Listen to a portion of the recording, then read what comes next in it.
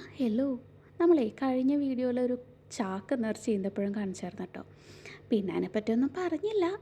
അപ്പോൾ ഈ വീഡിയോയിൽ അതിനെപ്പറ്റിയും നമ്മുടെ വീടിൻ്റെ അടുത്തുള്ള ഒരു ചെറിയ ഈന്തപ്പഴ മരമൊക്കെ ഒന്ന് കാണിച്ചു തരാമെന്ന് വിചാരിച്ചു. നമ്മുടെ ഈ മരത്തിലാണെങ്കിൽ എപ്പോഴും ഈന്തപ്പഴം ഉണ്ടായിരുന്നു കേട്ടോ. നാത്തൂറാണെങ്കിലും എത്ര വേണമെങ്കിലും പറിച്ചു എന്ന് പറഞ്ഞതാണ്. പക്ഷെ അന്നേരമൊന്നും വീഡിയോ എടുക്കാനുള്ള ഐഡിയ പോയില്ലേ. ഇപ്പം ഓഫ് സീസണായി മരം ഉണങ്ങിയപ്പോഴാണ് ഞാൻ വീഡിയോ ആയിട്ട് വന്നേക്കുന്നത്. വെറുതെ അങ്ങോട്ടും ഇങ്ങോട്ടും പോകുമ്പോൾ സ്ഥിരം പറിച്ച് കഴിച്ചിരുന്നതാണ്. അപ്പോഴും ഓർത്തില്ല. ഇതുപോലെ തന്നെ അപ്പുറത്തെ സ്ട്രീറ്റിലൊരു വലിയ മരം ഉണ്ട് കേട്ടോ. അതിലും ഒട്ടും ഡേറ്റ്സ് ഉണ്ടെന്നറിയാത്ത വിധം അത് കട്ട് ചെയ്തെടുത്തിട്ടുണ്ടേ. അതൊക്കെ കൊണ്ടാണ് ഒരു വലിയ ചാക്ക് നമുക്ക് ഈന്തപ്പഴം കിട്ടാമെന്ന് വെച്ചപ്പോഴേക്കും ഓടിപ്പോയി മേടിച്ചത്. അപ്പം അന്നത്തെ ഈന്തപ്പഴം നമ്മളത് ബാക്കിയെല്ലാം എടുത്ത് കഴുകി നല്ല വൃത്തിയാക്കി വെയിലത്തിട്ട് ഉണക്കിയിട്ടെടുത്ത് വെച്ചിട്ടോ. പുറത്ത് നല്ല പൊടിയുള്ള കാരണം അകത്ത് തന്നെ ഇട്ടാണ് ഉണക്കിയത്.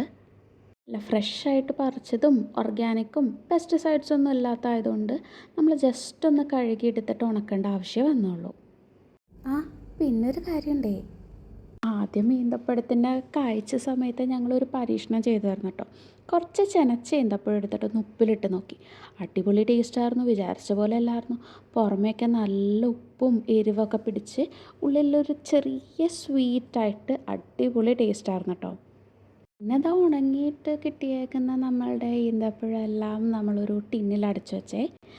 ഇത് കണ്ടാൽ തന്നെ നിങ്ങൾക്ക് മനസ്സിലാവും എത്രത്തോളം സോഫ്റ്റ് ആൻഡ് ജ്യൂസിയാണെന്ന്. നല്ല പഴുത്തതായിരുന്നു കേട്ടോ എല്ലാ ഈന്തപ്പഴവും. അതുകൊണ്ട് തന്നെ വെറുതെ കഴിക്കാനും ഭയങ്കര ടേസ്റ്റായിരുന്നു. ഇനി ഇത് വെച്ചിട്ട് എന്തെങ്കിലും ഉണ്ടാക്കുന്ന റെസിപ്പി ആയിട്ട് വരാം. Okay, bye bye.